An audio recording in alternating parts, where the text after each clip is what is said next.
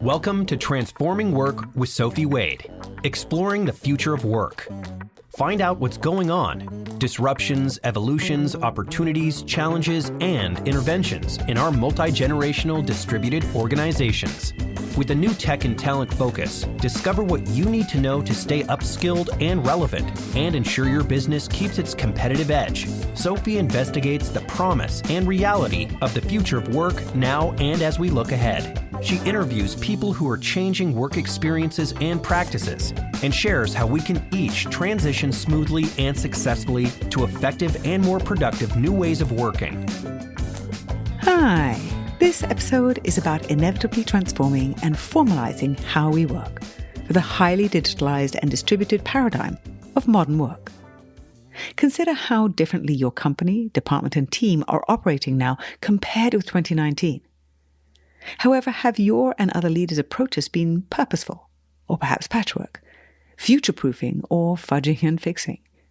Now we are preparing for 2025. Do you feel ready?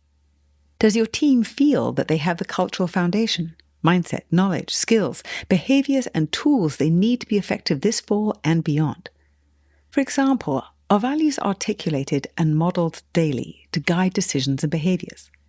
How well are asynchronous methods being used to free up people's time for critical tasks? Are you and your team still spending the majority of your week in unnecessary meetings? Are new AI tools helping offload routine work to accelerate progress? And has office space been downsized and revamped yet to cut costs and focus on socialization? A new culture of work with updated work practices and effective habits needs to be identified and tried, optimized and formalized, using evidence, feedback, and regular revisions to ensure ongoing relevance and measurable benefits. I'm delighted to be speaking this episode with Annie Dean, Vice President and Global Head of Team Anywhere at Atlassian. Annie is responsible for the company's 11,000 plus person shift to a distributed first company. She oversees the real estate and workplace experience teams and Team Anywhere Lab, a dedicated group of behavioral scientists focused on designing and validating evidence-based ways of working. Hi, Annie. How are you? Hi, Sophie. Thanks so much for having me today. It's great to be chatting with you. We'll dive right in, starting with you studying political science and art history. That's an interesting combination. How come? Well, I think one thing that kind of makes sense, they say everything makes sense in hindsight, but one thing that makes sense as I consider my career and the different pathways I've taken is that I've always just followed what I'm curious about. And I grew up with a mom who was a librarian and a dad who's an architect. And the liberal arts was very much the topic of conversation at our dining table. We were always having kind of political discussions as kids.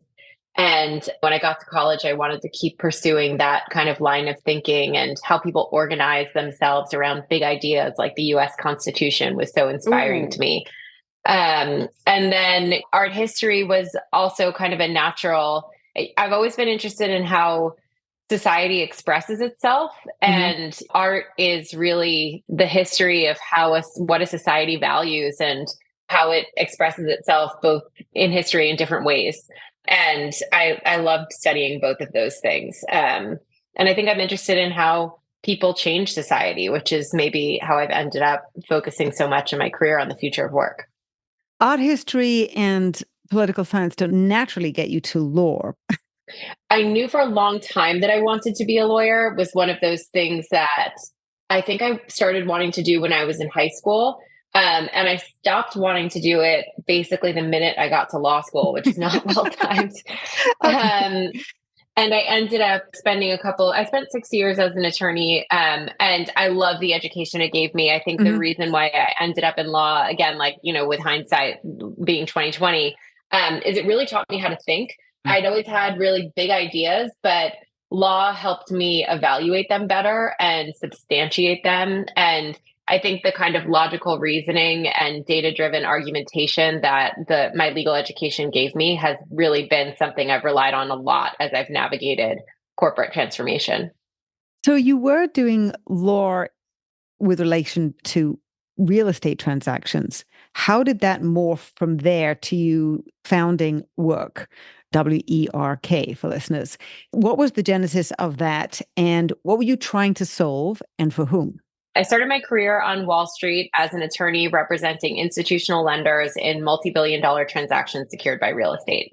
And what was really fun about those transactions was figuring out how to organize teams to move really quickly to execute a complex deal. That's what I always really liked about transactions law.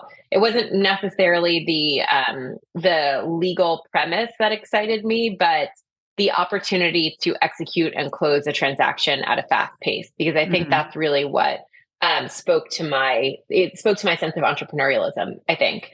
So I was in that career for 6 or 7 years, and I had my first son when I was a third year associate. I was 27 years old, and I was at my desk until 4 o'clock in the morning in the office, waiting for documents to come in and help get transactions closed. I didn't have a ton of autonomy because I was still relatively early in that career. And it just felt very wasteful to me. It felt like there had to be a better way, because I had always been among the most ambitious people and women that I had known. And I have, a sense of toughness and resilience that I think other people see in me. And I certainly feels like an authentic part of who I am. But at that time, working until 4 o'clock in the morning and days going by without seeing my son awake and trying to navigate breastfeeding, it just felt like I was breaking. And it felt like an unacceptable result to me. Because when I thought about it logically, I thought, well, what's the end state here, that I'm not meant to be in this profession? And that didn't resonate. So it felt like it was the system that needed to change, not me. And that's when I started to get really interested in what the system really was and what it was incentivizing. And at the time when we thought about women and leadership trajectories, there was a conversation that had been started about lean in, which of course was very important at the time, but sort of suggested that women needed more ambition. And I knew that wasn't my problem. Right. And then Anne-Marie Slaughter joined the scene, I think it was around 2012, and wrote Why Women Still Can't Have It All. And it was all about the system kind of revealing itself. And that's when I started to get really interested in different kinds of research. I started to look at Pew Research. I started to look at the pipeline to CEO for the Fortune 500. And I started to identify that some of the assumptions we were making about why women weren't reaching leadership positions at that high level were more about the system failing women than women needing to contribute more or work harder. And that's when I started to get really interested in what kind of solutions we could build to work differently. So what I did is I ended up building a startup that you mentioned, Werk, WERK, which ultimately was a data and analytics company to help companies assess the opportunity for non-traditional ways of working. So when we would talk to CEOs or CHROs or CPOs at that time, they thought we were talking about job sharing or remote working. And what we did is we measured friction across an employee base, across caregiving, commuting, wellness, and then kind of predicted what types of new ways of working solutions might resolve those friction points. And when we would, talk to CEOs, we would say, hey, actually what your people want to do is go to the doctor in the middle of the day. They want to be able to work from home every once in a while. They don't need a part-time job. And that was really interesting and a really interesting vantage point to have back in 2016 and 17, so far before the pandemic. It's extraordinary, actually, Annie. It was that exact article from Anne-Marie Slaughter that started me on this pathway as well in 2011. I think it was July 2011.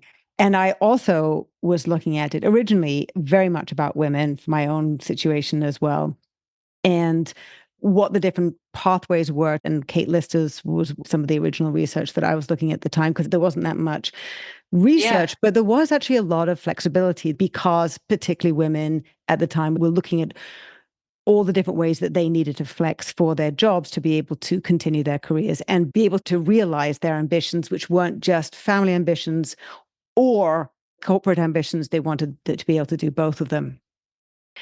What reception did you get then from companies? Because there were a good number of companies that were understanding that things were able to change because the technology was allowing it. Were there any particular types of companies or types of situations that you found were more open to these new ways of working or to it be expanding the possibilities in the corporate landscape?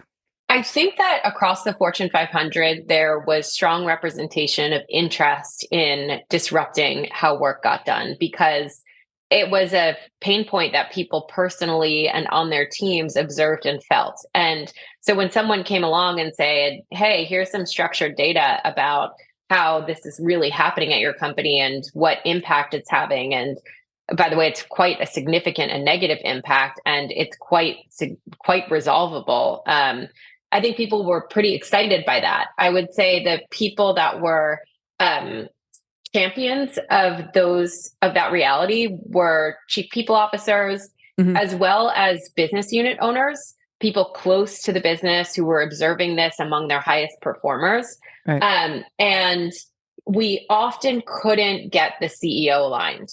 So what would happen is one of the things that really has formed how I've approached work ever since that time is that data is the only thing that will convince a CEO that a change needs to happen. And so I've spent most of my career rooting what the changes that I observe as being strategic or helpful for a company in really strong data sets, because I think that's the only really the way to influence or align a misaligned executive team. What evolution did you see from 2016 to 2020? Because there was a significant increase at that time of flexible working, of understanding that technology was empowering us to be working in very different ways. More and more millennials who are coming through and pushing for that because of what they had experienced during the Great Recession. And they were pushing for different lifestyles, more flexible lifestyles, not having had full-time jobs, had more freelancer jobs and independent contracting work, which was changing the work dynamic. What did you see evolving during that time? How was that catalyzed in different ways from your experience, your depth of understanding as the pandemic hit? What I think was happening between 2016 to 2020, pre-pandemic, is that we were actually at the height of office culture. So this was the height of Google's campus and Microsoft's campus, and the idea that you would show up on these corporate campuses and you would be so well taken care of that you would never have to leave, and that work happens at an office. I think that we tried to resolve the real pain that people felt by adding more and more services to these office campuses. From my vantage point, and it's interesting because it sounds like your vantage point is different, but from my vantage point, we weren't really gaining much ground on access to flexibility. I would say that what we were gaining was a common set of pain points across a new population of workers where they said, this doesn't feel good. I want to be with my family. I can't manage pumping in the bathroom stall every third hour. Can you please find a locked door for me to use my breast pump during the day when I have an infant? Those were things that were new ideas that a new generation of workers was bringing to the table. But I don't think that we were necessarily solving those problems in big ways. But we were adding them to the conversation. So when we would run research studies at different companies, and these were significant, and majorly influential companies that we were working with in my capacity as the founder of Werk or co-founder of Werk, I had an amazing co-founder named Anna. And what we did is we would see that there was a very significant, widespread, and deeply felt pain that people, felt like so much time was being wasted commuting, that people were not being able to meet their caregiving responsibilities, and they weren't able to invest in their well-being much at all. And they didn't want to, change the way that they were working because these were high performers. They wanted to win at their jobs. They wanted to rise the ranks. Right. And so what we found was that by adding, creating access to different types of flexibility, we really were able to address a widespread and deeply felt pain. And that was amazing. Like we would work with Mhm. companies and say, hey, your people want the opportunity to go to the doctor in the middle of the day, which is crazy to think. But at that time, that wasn't really happening. People were taking PTO to take care of their kind of life tasks that were happening from Monday to Friday. And it was a really interesting data set to have because it really spoke to the pent up demand for new ways of working prior to the pandemic. And yet, in my role, I could see that place was getting disrupted, that technology made it possible for people to work from many, many more places than the office. I was looking at the trajectory and platformatization of different companies like Amazon and Facebook that were wildly growing from the period of 2012 to 2020. And it was clear that technology was disrupting all of our consumer behavior, and yet it wasn't disrupting our working behaviors. And so it was very clear to me that this different future was possible. It just didn't seem like there was enough will in the executive teams that I was working with to really make the holistic change. And I wasn't sure what event might make it necessary to make this change. So, one of the jokes that we always make about the work that we were doing is that in 2018, we wrote this article for HBR arguing for the broad applicability of flexibility and the need to build new technology first ways of working. And we argued that, remote work would be the key to business disruption in the event of a pandemic, because that was the only like wide scale thing that we could think of Oh, that would wow. really transition everyone and create the incentives to make a mass change to working.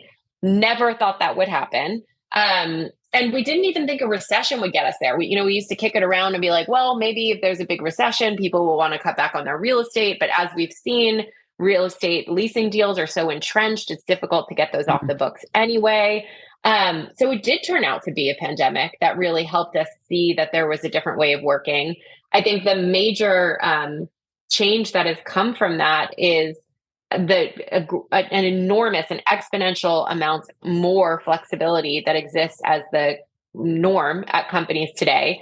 And yet we haven't quite fully realized the promise of the technology driven future of work, but AI is going to get us there. So that's an interesting reality.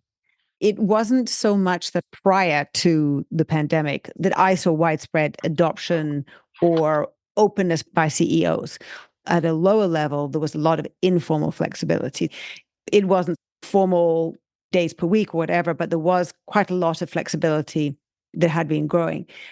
I'm curious, though, in terms of during the pandemic, the aha moment for employees, because I think the co-founders of Atlassian, Scott and Mike, have always had very strong values and also an office-centric culture. So their own epiphanies and aha moments, knowing all that you knew at the time and going into the pandemic, having also written that article that seems obviously prescient now, how did you see people's realizations about how they could actually work differently? Because I think that has been a very important combination in terms of companies recognizing that they can work in different ways and reduce their real estate costs and resist as well. But there has been an important realization from employees, particularly in the US, of that they can set themselves up differently, that work doesn't have to be as disruptive and, I guess, painful for their lives as it has been. Yeah.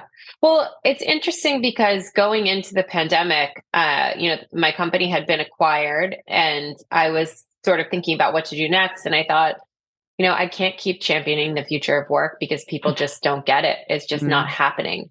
And so I started at Deloitte, where I thought that I would kind of get a new level. I'd been a lawyer, I'd been a founder. I thought, well, I'll get this kind of diverse business experience and learning at Deloitte. And I'll sort of do this future of work thing in 10% of my time. Okay. And that was February 24th, 2020. So my song changed pretty quickly on that. But you have to remember that where we were at that time is, advising CIOs to make Zoom a default option on calendar invites. Mm. Or, one of the first big questions that we had to answer for clients back in early 2020 when work from home orders were mandated as a result of stay at home orders, um, was, modeling, can we get people up the elevator, kind of managing social distancing requirements? So what will it Mm. take in terms of how many hours will it take to get people up the elevator if we need to maintain a 6 foot distance? So you can only have the capacity of in the elevator of two. Right. And it would take 6 hours to get, people up into a normal office building. And so pretty quickly, executive teams began to accept that they couldn't really work around this, that we were going to have to be working from home. And because the technology existed, it was surprisingly easy to make that transition. Mm. What has been difficult is the long-term transformation that working outside of the office offers us. I don't think employees were surprised that they were able to work from home. That was not a new realization for employees. I think they Right. were experiencing the fact that they had permission to do so.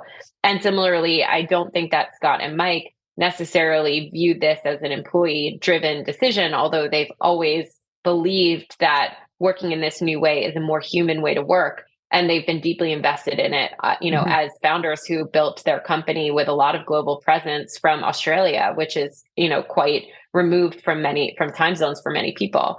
But they saw that when you evaluate, when you want to be a 100-year company and you're looking 10 years ahead, they said the world is going to be more distributed, not less in 10 years.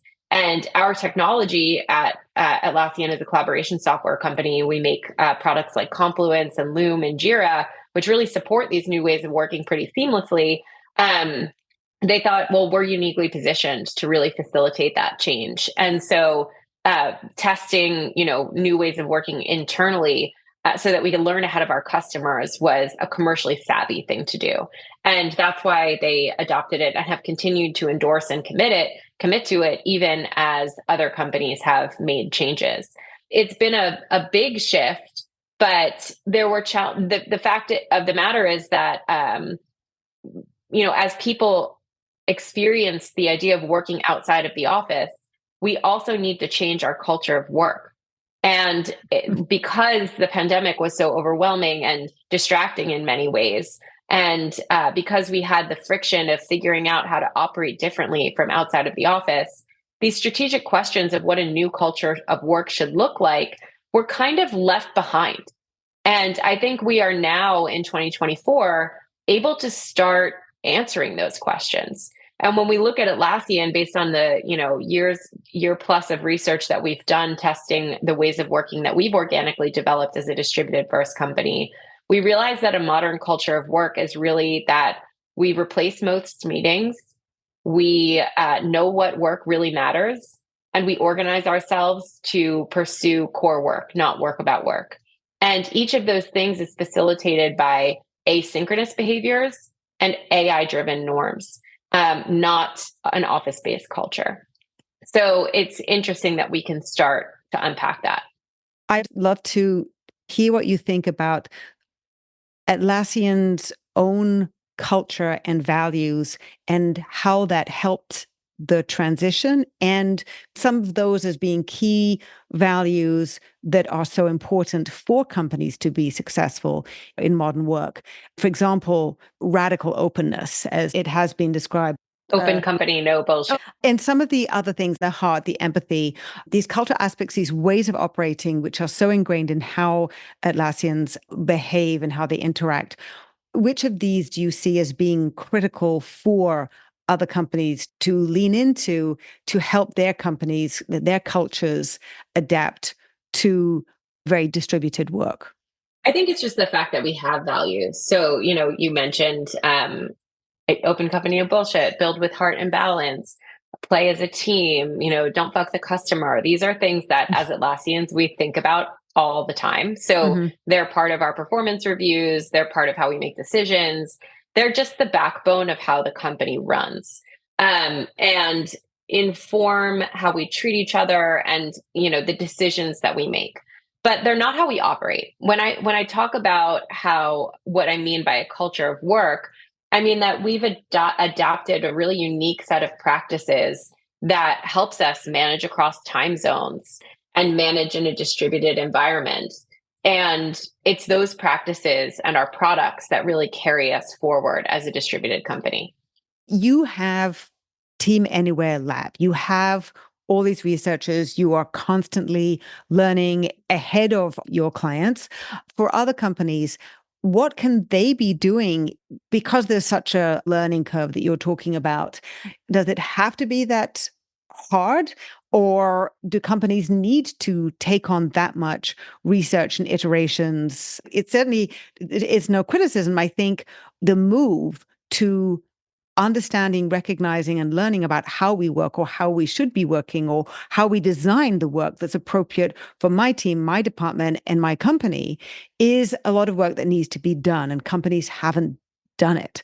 So, how do you translate the work that you're doing for other companies who I see inevitably need to be doing this?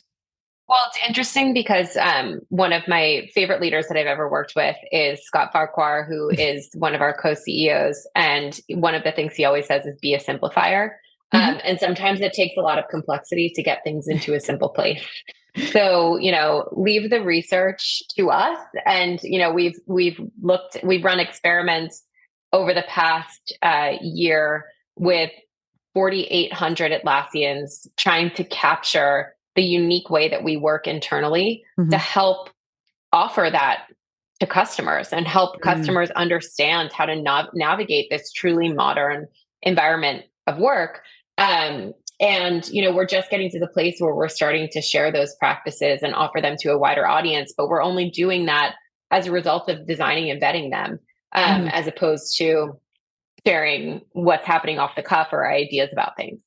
You joined Atlassian towards the end of the pandemic with all the research and interactions that you'd already had, understanding distributed work, remote work issues, flexibility challenges, understanding the different components of how to operate in this type of framework. What were the priorities that you saw that needed to be done, that need to be put in place, and then researched further as we're coming out of the pandemic and nobody's really knowing exactly how it's going to be? Everything's going to evolve, but you needed to obviously be putting a reasonable framework in place. Yeah, I think as somebody who's been studying this for a long time, I knew we were moving from a world where the office helped us organize how work got done, into a world where, um, the office would no longer serve that purpose. Right. And the big shift that happens because of that is to make sure that teams stay both connected and effective, as well as you use the office left. So you have to make different choices about how you do things like manage real estate.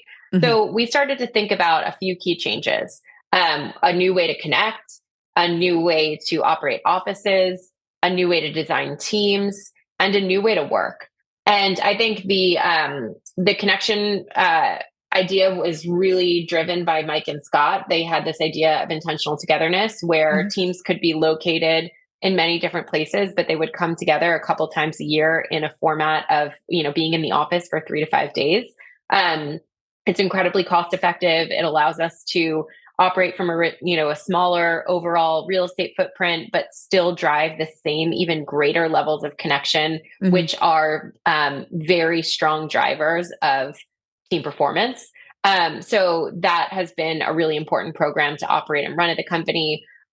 We also needed to figure out a new way to operate offices, which made us take a really deep view of our office footprint and how to adjust and organize for a more hospitality driven approach where Mhm. attendance would be not mandatory, but we would still need to make sure that people were connected to the company and to their working groups, and had an opportunity to use the office to what we call GSD or get shit done. Um, we knew that we needed a new way to design teams. So we had to look at the world in terms of time zones instead of cities Right. or zip codes, Yeah. and get really smart on how to allocate teams across those time zones. And then we also had to figure out a new way to work. And I would say that was the one that took the longest to crack, just because It required us to really capture the organic changes that were happening in how teams are working day to day at Atlassian. And we just observed them and studied them and codified them to come and also went out into the market to conduct research on the problems that everyone's facing. And basically, it comes down to the idea that people are spending way too much time in meetings because they're using them for the wrong reason. They're not clear what they need to get done on a day-to-day, week-to-week, or quarter-to-quarter basis. And their days are not organized to get core work done. They're organized to get administrative or work about work done. So by changing the culture of work and using new practices, I think we unlock the power of technology and the internet and AI to build a new culture of work. I was surprised that the reduction in meetings was only 13%. I would have assumed somehow it would be more than that.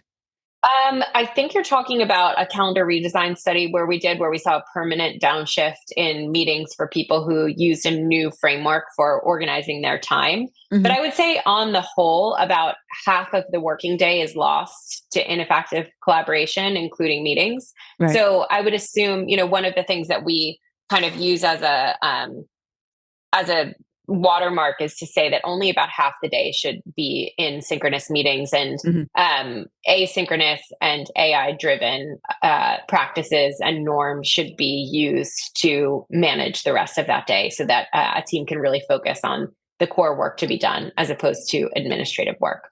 And this has obviously been something that you've been focused on for the last 2 years at least. How is that training done to teach asynchronous work? And there's been so much learning about how to optimize for synchronous and asynchronous, and thinking about what work can be done, is best done in live situations, whether in person and not in person, for connections and collaboration, all those type of things. And I was very interested to see all the work that you've done on collaboration, and the 39% of people don't know who to collaborate with. That blew my mind. So what approach do you have to ensuring or training people, helping people understand, as well as researching and learning from them in terms of up-leveling and upskilling to be good at collaborating, to understand how to utilize synchronous and asynchronous methods? I think what's interesting is that in terms of being a simplifier, once you figure out the things that really matter, I think, and you can create a conversation around that, as long as people try these new ways of working, they adopt them very quickly because they are addictive in that they feel really good. One thing, for instance, we should replace most of our meetings. There are some meetings that are really valuable to keep, but we should have the attitude that we want to replace most of our meetings. And so I just ask people to try Loom. And once people try Loom, which is the ability to basically record a video message, but it's better than that. As soon as you record that video message, it auto populates with a title and an AI-driven summary, and whoever is watching it can, use emojis and react to whatever you might be saying at second 27, and then they can add a comment, which you can then asynchronously reply to. So it's just a different way of having a conversation. Once people try that, I could say all those things that might not make sense, but once you try it, then you're like, oh yeah, so this is what this feels like the modern consumer tools that I use. Or similarly, if we are talking about replacing most meetings or protecting our time to be able to work on core work, and we introduce people to Rovo, which is our kind of AI teammate, is what we call it. And you get people to ask Rovo to do something for them, pull up documents, summarize something, or help them generate a new idea. They just try it one time and they get it. So it's really, and those two things alone can save you hours per day. Right. And once you experience that, I'm not sure you're going back. I think the things that are a little bit more difficult to get people to do is to be really excellent writers. So to write, to be understood, not to express. There's room in this world to write for expression. But when it comes to business writing, it needs to be writing that is understood so that, your leader or your partner who has 22 seconds of attention time to apply to that message can instantly understand what is being said. Those things take a little bit more finesse and time to master. And I did buy Smart Brevity, which you recommended at Running Remote, and I haven't read it yet. You'll love it. Oh, excellent. Yeah. There's natural human resistance to change. We know that. Yep. There's also inevitable realization that everything is changing, and the challenge of how do I, as a CEO, adapt or transform? That word itself is challenging. Transform my company or transform my business in order to be able to stay competitive, to be able to grow. There's certain things that I do and don't feel capable of. The openness that obviously Atlassians have, the research you've been gathering in the field, talking to other CEOs out there, what are the best ways to help them reach that tipping point and recognize the how of work, that this is where we are going or where we are, and adapting to it and embracing it is the only way forward? What are the best ways that you find to communicate that? Because it is a philosophical, sort of theoretical thing before you can say, hey, just try Zoom and you'll get it. Yeah. Technology, there have been a lot of technological changes that have transformed many different parts of the way that we live radically over the past 60 or 75 years. And there has never been a technology that we've introduced that is a paradigm shifting technology that has not been adopted in the end. Mhm. So to me, it is obvious that people will work from many more places, that the office is not required to get work done, that though they will continue to be great community spaces to work from. And that, teams will will harness the power of the internet as knowledge workers in the same way that consumers have, harnessed the power of the internet to do all of the things that they do, that live their life on the internet as we do today. And yet, I think there's some really great stories about resistance to change. One of my favorites is that somebody who's an architect was telling me that when they were introducing steel as a material in the US, there was a lot of distrust that a building with these skinny, steel rods, certainly much skinnier than masonry, could hold up a building, and all this plate glass would stay in place, and that, it would be a safe place to go into. Oh, And so some of these early steel buildings were actually clad in masonry to give people more confidence to be able to enter them. wow. And, you know, obviously steel turned out to be one of the most efficient, building Mm. materials of the 20th century, the 21st century. And we got there over time. So I both have empathy for people that feel like, change is hard. And also, I think that this is a time to just play a little jazz. You know, it's fun to change, Yeah. and it's great that you can change the world just by living in it. That's the time that we're living in right now. So if you're finding yourself feeling like you don't want to play jazz, just remember it's not scary. It's just play, and I think we'll find a better path forward. You've given some really great tips in terms of helping people understand and thinking about things differently. My last question to you is, what has surprised you most, whether it's a challenge or the excitement of something that's ahead? The thing that surprised you, or just out of left field that you didn't expect, or results of research that you weren't anticipating over the last couple of years? When I got to Atlassian, I sat down and really did a full landscape review of what is everything that I've learned, and where is this space headed, and how do we design a company that is positioned to take advantage of this new modern way of working opportunity. And what I saw at that time was that we still weren't quite there on the technology. We needed Mhm. unified search. We needed to be able to look across all of our systems and pull information from it. Those are the types of technology norms that would enable true asynchronous collaboration, where I can go get all the information I need without having to get Sophie on the line. Mm, Because once I have to get Sophie on the line, my time is restricted in a totally different way. right. And I didn't know that AI was coming, and I didn't know that AI was coming so fast. And all I can think kind of spiritually is like, well, this is a change that's whose time has come, because now it's being facilitated at such a fast pace with AI coming to disrupt. And even when I remember the first time I interacted with ChatGPT and first read the articles, the New York Times and Stratechery about their experience with, AI assistants. And I kind of thought, oh, this is incredible. And it's so amazing. You can see the future kind of unleash itself. And yet I thought we were years away from adoption because I underestimated how easy AI is to use. We have spent our entire lives trying to figure out the commands that we can use to interact with our computer, whether it's all the way back when trying to write our WordPress websites or our Excel shortcuts or all of these things. But now technology speaks our language and it gives us access to all the things that we want to know. And that is going to be incredibly easy to use. And as a result, it's going to be wildly and quickly disruptive. So, I don't have a lot of concerns about we're not going to be able to, this change won't stick, everyone's returning to the office, all this stuff. We're entering a different paradigm of work, and it's an exciting and fun one. I'm disappointed that we couldn't get there faster just on a principles basis, and so excited that the technology will get us to exactly where we need to be as an inevitability. That tied a beautiful bow on it. Thank you so much.